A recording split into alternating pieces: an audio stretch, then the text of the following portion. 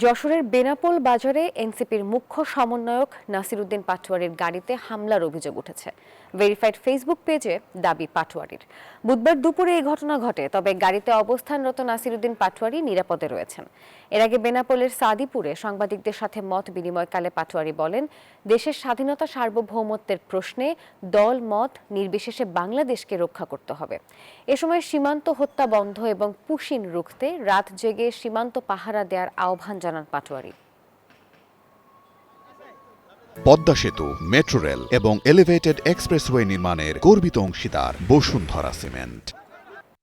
যদি বাংলাদেশি কোনো অবৈধ ওইখানে কেউ থেকে থাকে তাহলে তো আইন কাগজ প্রক্রিয়ার মধ্য দিয়ে তারা হবে, কিন্তু রাতের আধারে চুপিসারে এখানে হলো রেখে তারপরে তারা চলে যাচ্ছে। এবং আমরা শুনতে পাচ্ছি সীমান্তের ওই পারে অনেক মানুষকে তারা সমাবেত করেছে বাংলাদেশে পুশিং করার জন্য। আমরা সরকারের উদ্দেশ্যে বলতে চাই, বাংলাদেশের মানুষ কোনোভাবেই পুশিং মেনে নেবে না।